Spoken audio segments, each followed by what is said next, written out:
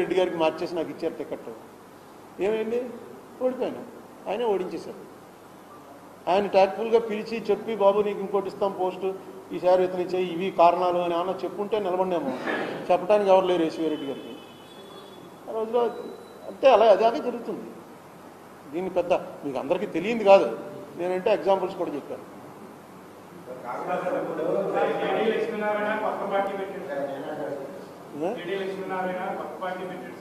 అవును,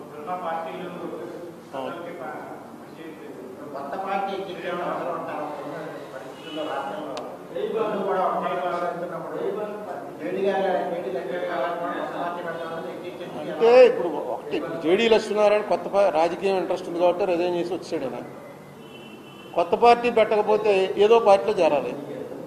ఏదో పార్టీలో చేరిన తర్వాత ఏముంటుంది, ఏముండదు. కొత్త పార్టీకి ఏమి ఉండకపోవచ్చు, అది వేరే విషయం. కానీ ఏదో ఒక పార్టీలో చేరిన తర్వాత ఆయన గ్రాఫ్ ఏమి ఉండదు అసలు.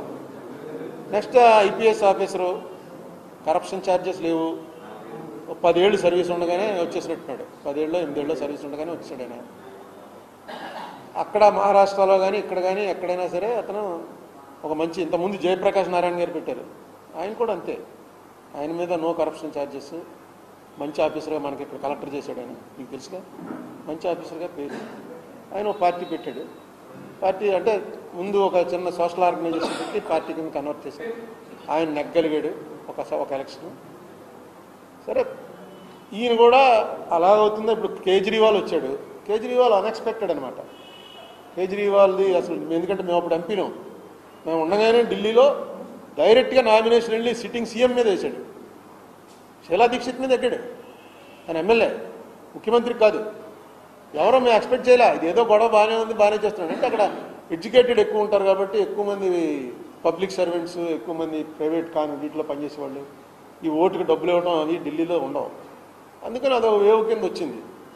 సో జేడీ లక్ష్మీనారాయణ గారికి పూర్తిగా పార్టీ పెట్టే హక్కు ఉంది, దాన్ని ఎవడో క్వశ్చన్ చేయలేడు. సెకండ్, ఆ పార్టీ ఎలా ఉంటుంది అన్నది ఆయన ఏం చేస్తాడో చూడాలి. నేను సీట్లు ఏమి వస్తాయని అనుకోవట్లేదు, ఎంత % ఓట్లు వస్తాయి. డెఫినెట్గా ఆ ఓట్ల మీద ఆధారపడి ఈ రాజకీయంలో, చిత్రపటంలో కొంత అవేర్నెస్ స్టార్ట్ అవుతుంది అన్ని పార్టీలో. ఇప్పుడు చంద్రబాబు నాయుడు గారు కానీ, జగన్మోహన్ రెడ్డి గారు కానీ ఆనెస్ట్ గవర్నమెంట్లో నడపలేక కాదు, నడపడం వల్ల ప్రయోజనం లేదు, అందుకు నడపట్లేదు. ఇప్పుడు సేమ్ ఇవే పార్టీలు కేరళలో కాంగ్రెస్ వాళ్ళు చాలా ఆనెస్ట్ అందరం. మీకు అనేక సార్లు చెప్పాను, ఉమెన్ చాందీ అనే చీఫ్ మినిస్టర్ మీద 60 లక్షల రూపాయల ఎలిగేషన్ వస్తే ఫైరింగ్ అయ్యి చచ్చిపోయి ఆయన పదవి దిగిపోయే పరిస్థితి వచ్చింది సీఎంకి. Most honest. ఇంకా అందరిని చూస్తేనే మనం ఇలా కూడా ఉంటారా పొలిటీషియన్స్ అనుకుంటాం. చేతిలో గుడ్డ సంచి పట్టుకుని తిరుగుతాడు, ఏమీ లేదు అతనికి, ప్రాపర్టీస్ ఏమీ లేవు. చాలా మంచి పేరు ఉమెన్ చాందీ అంటే. అయిపోయింది ఒక ఎలిగేషన్ తోటి. ఎందుకంటే అక్కడంతా ఎడ్యుకేటెడ్, వాళ్ళు డబ్బులు తీసుకుని ఓట్లేదు. ఏమో లక్ష్మీనారాయణ గారు ఏం చేస్తారో, ఎవరికి ఏం చెప్తారో, ఎవరికి ఏమవుతుంది, ఇంకా 4 నెలల టైం ఉంది.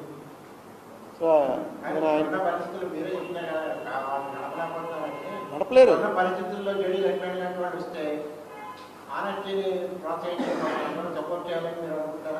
రానివ్వండి, అసలు ఆయన ఎజెండా ఏంటి, ఆయన వ్యవహారం ఏంటి, అక్కడ ప్రకటించగానే మనం అలా చెప్పేస్తాం అభిప్రాయం.